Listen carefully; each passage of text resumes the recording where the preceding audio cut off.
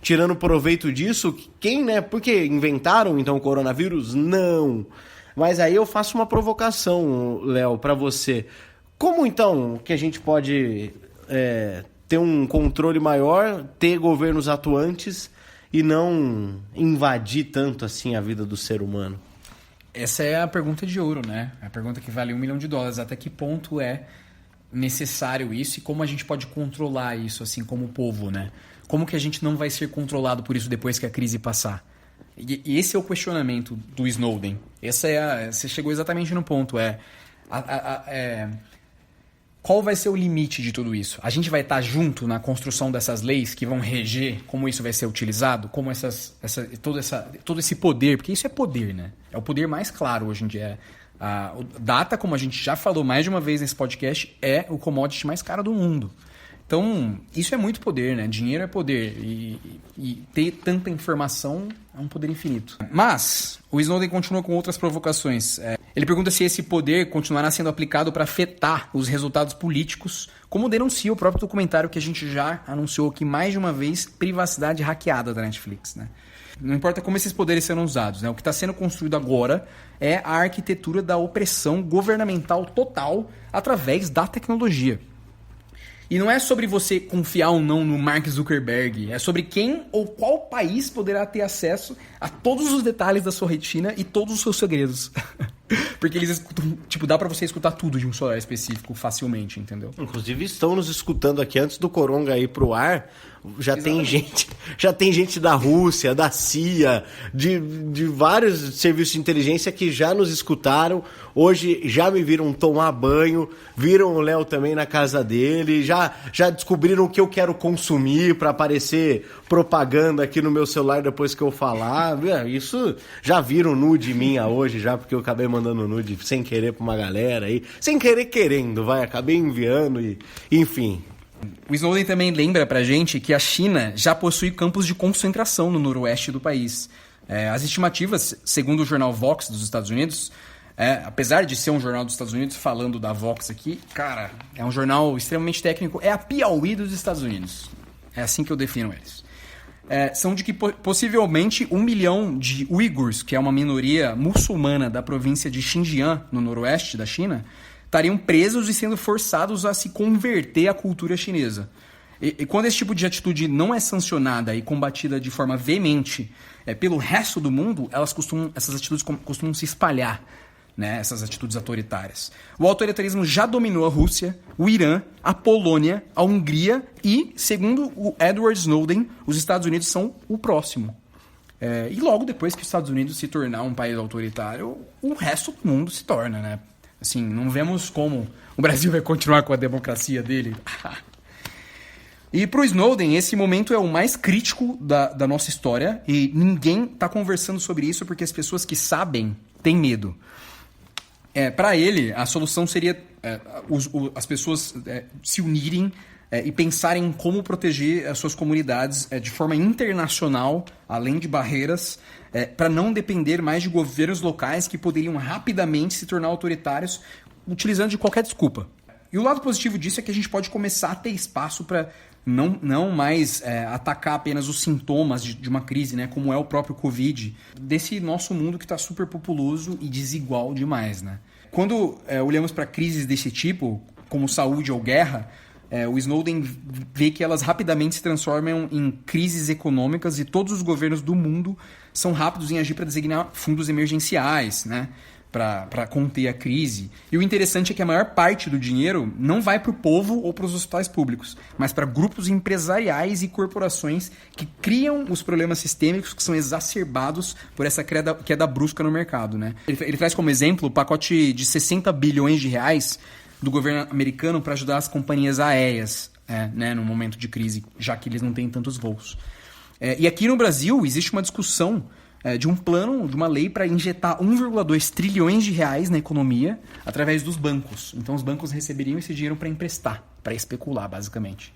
Assim, 1,2 trilhões, 16% do nosso PIB, Paulo. Estamos num momento único na história, em que o sistema está tão crítico e ofegante, com lideranças tão estapafúrdias, né, de Donald Trump, estapafúrdio, a Bolsonaro, Urban, esses caras assim que a gente não imaginaria, que a gente consegue legitimar agora mudanças verdadeiramente revolucionárias, né, no intuito de mudar a estrutura do sistema. Porque caso a gente não o mude, o Snowden prevê um futuro em que os governos tomem decisões pelos próprios cidadãos, decidindo quem trabalha com o quê, quem mora numa casa e quem não consegue nem emprego nem moradia. Se a gente não se mover para ajudar a decidir o futuro público do mundo, ele vai ser decidido por nós. É uma frase dele. Então, eu acho que, mais do que nunca, já que eu até fiz a provocação pro Léo de o que fazer para evitar esse tipo de coisa, sabe o que você pode fazer? É você ter a sua própria consciência e agir de forma cidadã, né? Deixar de ser egoísta, para que essas situações extremas só são tomadas porque tem gente desrespeitando. E aí eles aproveitam a brecha para deixar cada vez mais firme. Vai apertando o laço, apertando o laço, apertando o laço. Por quê? Porque tem desobediência social. Porque por conta do coronavírus, a gente está falando de multar pessoas que estão na rua, por exemplo. Olha o quão absurdo que é você multar uma pessoa que está na rua. Mas olha o quão deixa de ser absurdo a partir do momento que a gente vê que tem muita gente prejudicando todo um movimento do ficar em casa, né, dos quarenteners, do qual eu me incluo, e pensando que as pessoas podem simplesmente ser multadas a partir... Muito incentivados pelo presidente da República, né? Com certeza, principalmente incentivadas pelo presidente da República. Então, assim, olha o quanto estamos dando brecha para que cada vez mais venham atitudes autoritárias, porque as pessoas estão não entendendo o momento e deixando tudo isso acontecer, né? E pegando esse gancho e vindo para a nossa realidade aqui, é importante mencionar aqui a coluna da Rosana Pinheiro Machado, do Intercept Brasil, que nos faz refletir como as igrejas evangélicas estão aproveitando da crise para ocupar o vácuo do nosso Estado. O mundo evangélico precisa estar no centro do debate político e da epidemia do coronavírus no Brasil. Porque os evangélicos relativizam mais a gravidade da Covid-19 e aprovam mais o governo Bolsonaro do que a média da população, conforme uma pesquisa recente da Datafolha. E esse segmento religioso deve superar o católico nos próximos anos, segundo estimativas do IBGE. O maior desafio, né, desse debate sobre religião e política talvez seja apontar os efeitos perversos causados pela ganância de alguns pastores, sem que isso caia nessa narrativa generalizante e preconceituosa que demoniza todo o universo evangélico, né? Que é plural e tem suas próprias disputas internas. Às vezes a gente tem um certo preconceito, né? Mas a gente tem que olhar o todo, né? Nos últimos dias, pastores como Edir Macedo, Silas Malafaia têm feito um grande desserviço ao combate da epidemia, né? Colocando-se contra o isolamento social e temendo o esvaziamento das igrejas, que é fonte de arrecadação de dízimo e também de formação de coesão social. E mais do que isso, né? Multiplica-se memes e vídeos de WhatsApp de pastores charlatões dizendo que quem tem fé tá imune, que a epidemia é coisa de Satã, é uma vingança divina, né? E também tem aqueles que oferecem receitas de cura até. Jesus também falou em Marcos 9:23. Se tu crê, tudo é possível que crê. Nós temos uma arma que outros não têm, o poder da oração e da fé. Vamos orar. Deus, em nome de Jesus, livra o Brasil dessa praga. Para além da sua base, né, o Malafaia e a trupe da bancada evangélica têm feito lobby com o Bolsonaro, que acena cada vez mais para esse setor, né, violando constantemente os dispositivos constitucionais do Estado laico. O presidente, inclusive, decretou que as igrejas não deveriam ser fechadas, classificando-as como um serviço essencial, mas depois a justiça revogou essa decisão dele. É impressionante como o Jair Bolsonaro se conecta com os evangélicos de uma forma muito forte, né? Quando diz no programa do Ratinho que a igreja, às vezes, é a única coisa que as pessoas têm para emocionar mesmo, assim. As pessoas falam, cara, realmente é a única coisa que nos resta. É impressionante, né?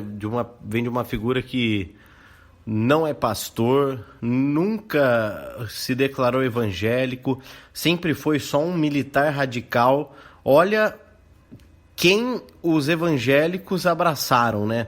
Na verdade, essas pessoas, né, que hoje encabeçam o movimento evangélico, fizeram uma lavagem cerebral aí nas pessoas, né, nos fiéis e tudo mais, porque eles sempre foram uns lunáticos, né? Uns safados, enfim, simplesmente assim, pessoas abomináveis, né?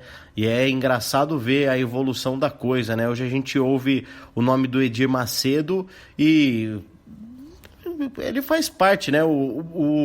A religião evangélica no Brasil se confunde com a figura do Edir Macedo, sendo que, eu tenho 30 anos, há 15 anos atrás, você falava o nome do Edir Macedo entre os evangélicos não, credo, não, o que esses caras fazem lá na Igreja Universal, não, a minha igreja é diferente, não, vem na minha igreja, irmão, na minha igreja você vai ser abençoado, não, esse negócio da Universal, eu até acho que é coisa do diabo esse negócio da Universal, isso não existe, isso que eles fazem, né, de tirar, não, isso não vender água aqui purifica. Pessoal, você vai ajudar agora na obra de Deus. Se você quiser ajudar, amém. Se não quiser ajudar, Deus vai andar outra pessoa para ajudar, amém. Entendeu como é que é? Se quiser, bem, se não quiser, que se dane. Ou dá ou desce. Entendeu como é que é? Agora, é isso aí.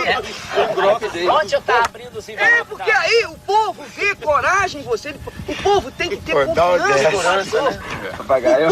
O povo tem que ter confiança. Se você mostrar aquele xoxo, né? Aquela maneira xoxa, o povo não vai confiar em você. Você tem que ser o super-herói do povo. Exatamente, você tem que ser o super-herói. Gente, hoje quem dita as regras para todos os evangélicos é o Edir Macedo, é o Silas Malafaia, que na época já era mais respeitado até, né? Eu sei porque eu tenho uma família evangélica, já frequentei a igreja evangélica, fui obrigado pela minha mãe a frequentar a igreja evangélica, verdade, fui obrigado, porque quando você é pequeno ali, né, você tem os seus 10, 11 anos, e eu me sentia mal, eu me sentia péssimo, chegava domingo que é um dia tão legal, eu acho domingo assim um dia sensacional para ver futebol, para fazer várias coisas, eu tinha que ir na igreja para ver aquele bando de safado, mau caráter, ditar as regras, falar o que eu tenho que fazer, o que eu não tenho que fazer, tudo depois de fazer merda a vida inteira, esses safados se esconderam atrás de um discurso, de uma religião pra cagar regra na vida dos outros, e eles puderam, né? Eu ficava pensando, eu tinha lá meus 10, 11 anos, meu irmão, você tem que ter uma vida regrada, uma vida longa de vícios, não pode beber, cacete, e eu vou perder o prazer, né, tenho 12 anos, quero fazer 18 anos logo, não, vou virar crente com 17 anos, vou seguir o que esses caras estão fazendo e o mundo acontecendo ao meu redor, porque eu quero garantir um lugar que eu nem sei se existe. Sabe, esse discurso é muito safado, porque esses caras, eles ficaram a vida inteira fazendo bobagem, e depois eles se arrependem, depois a água bate na bunda, eles recuam e falam, que Deus me salvou, vem aqui meu rebanho, você não pode fazer isso, você não pode ler aquilo, você não pode se relacionar com não sei quem, isso é do diabo. Vai pastar, né, não é verdade? Esse controle da igreja, então assim, sempre existiu a religião evangélica, assim, eu não sei quando da história, mas de uma boa parte do tempo pra cá é desvirtuada. Ela é base pra esse tipo de coisa acontecer no mundo, pra Bolsonaro, pra Trump, pra Malafaia, pra Feliciano, pra esse tipo de pensamento. Não acreditem, olha, eu com 10 anos eu sabia que já não era bom, gente. Eu não sabia nem o que era a vida, eu sabia que aquilo não era... Eu não me sentia bem no ambiente de igreja. Eu pensava, gente, que bando de salafrário, safado esses caras, o que eles estão falando. E eu pensava, gente, não existe Deus nisso. Se existe alguma coisa próximo de Deus, próximo de religião, é a liberdade, sabe? É cada um tentar fazer o bem sem precisar ser doutrinado todo domingo, perder domingo pra ficar nego ouvindo falar o que eu devo, o que eu não devo fazer. Pelo amor de Deus. Exatamente. Do bom Deus, no caso. Pois é. E o Bolsonaro também chegou a pedir jejum nacional para combater o vírus com a fé, né? Em grupos bolsonaristas mais fanáticos do WhatsApp, o Bolsonaro aparece em memes como salvador não apenas do Brasil, mas da humanidade. Tudo isso enquanto nega, desafia e deturpa a ciência em um dos momentos mais críticos da história do nosso país. Se não o mais crítico, né? Com certeza. A conexão com o crente é fundamental para o Bolsonaro se manter no poder. Enquanto ele conseguir isso, a sua base vai ser fortalecida e provavelmente crescerá. Porque as igrejas evangélicas, nesse momento da crise, se colocam como uma alternativa para as populações mais vulneráveis, oferecendo tanto conforto emocional como ajuda assistencial. Nos últimos dias, coletivos e ONGs têm distribuído cestas básicas em bairros periféricos no Brasil todo. Mas dificilmente chegam perto da operação de guerra totalmente espetacularizada por meio de